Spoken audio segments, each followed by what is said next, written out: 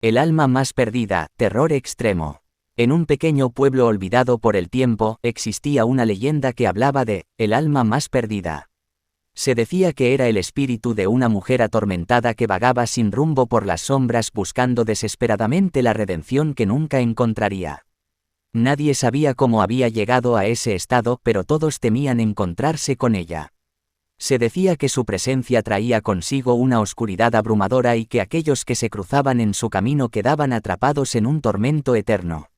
Un día, un grupo de jóvenes aventureros decidió desafiar a la leyenda y buscar a el alma más perdida. Ignorando las advertencias de los lugareños, se adentraron en el bosque, siguiendo los rumores que los llevaban a un antiguo cementerio abandonado. A medida que caminaban entre las tumbas cubiertas de musgo y maleza, una densa niebla los envolvió, distorsionando su visión y llenando el aire con una aura siniestra. Los latidos de sus corazones se aceleraron, pero estaban decididos a descubrir la verdad detrás de la leyenda. De repente, una figura etérea emergió de entre las sombras. Era el alma más perdida, con su rostro desfigurado y sus ojos vacíos de vida. Un escalofrío recorrió la columna vertebral de los aventureros mientras se daban cuenta de que habían encontrado lo que tanto buscaban. El espíritu los miró fijamente, llenando sus mentes con susurros incomprensibles y llenos de dolor.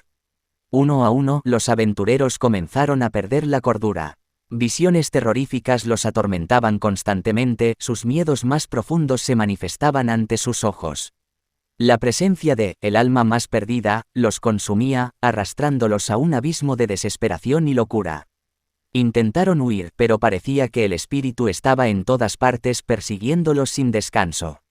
Sus almas se volvieron cada vez más oscuras y fragmentadas, atrapadas en un ciclo interminable de tormento. La línea entre la realidad y la pesadilla se desvaneció por completo, y los aventureros se convirtieron en marionetas de la voluntad de el alma más perdida. La historia de los valientes aventureros se convirtió en un recordatorio escalofriante de que hay fuerzas más allá de nuestra comprensión, y que el deseo de desafiar lo desconocido puede llevarnos a pagar un precio terrible.